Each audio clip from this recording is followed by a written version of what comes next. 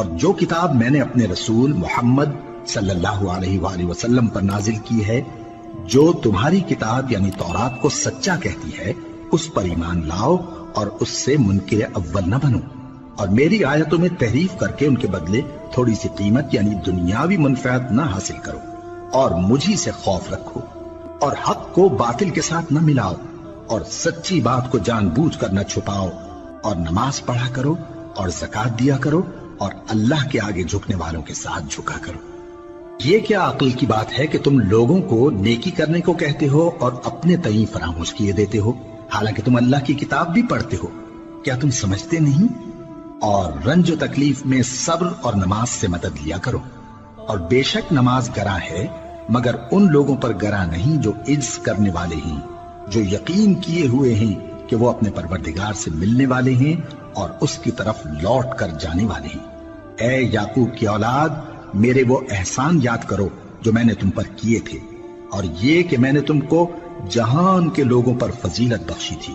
اور اس دن سے ڈرو جب کوئی کسی کے کچھ بھی کام نہ آئے، اور نہ کسی کی سفارش منظور کی جائے، اور نہ کسی سے کسی طرح کا بدلہ قبول کیا جائے، اور نہ لوگ کسی اور طرح مدد حاصل کر سکیں۔ اور ہمارے ان احسانات کو یاد کرو جب ہم نے تم کو قوم فرعون سے نجات بخشی۔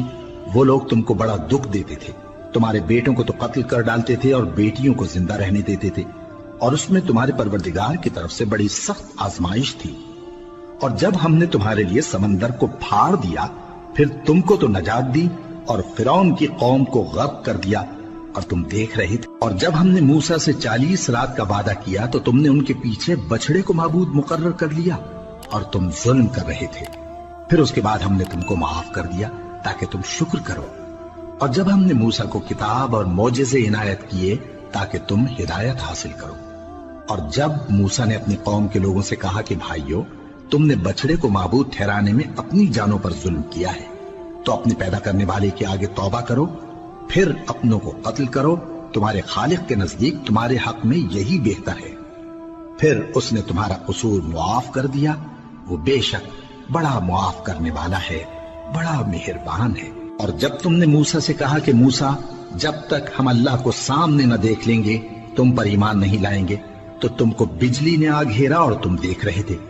پھر موت آ جانے کے بعد ہم نے تم کو اثر نو زندہ کر دیا تاکہ احسان مانو۔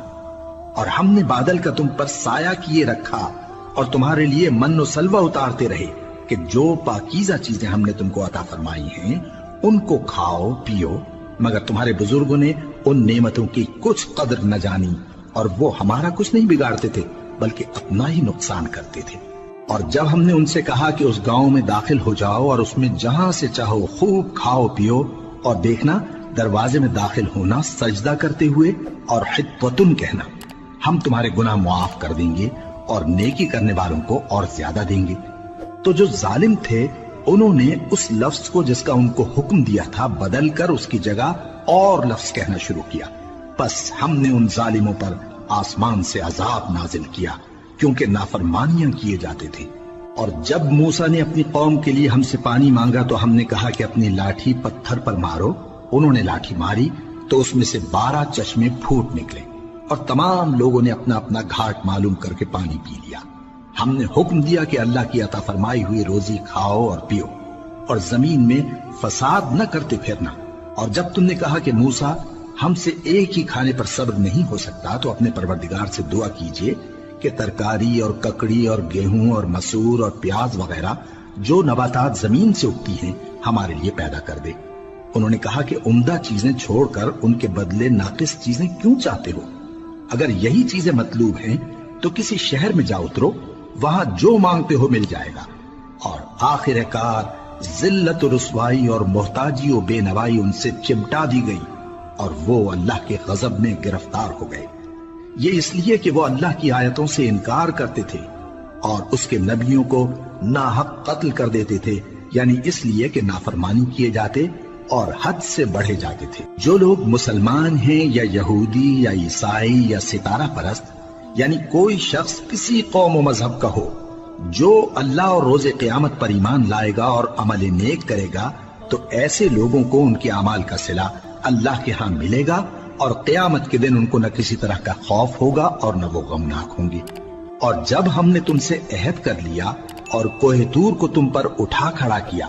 اور حکم دیا کہ جو کتاب ہم نے تم کو دی ہے اس کو زور سے پکڑے رہو اور جو اس میں لکھا ہے اسے یاد رکھو تاکہ عذاب سے محفوظ رہو،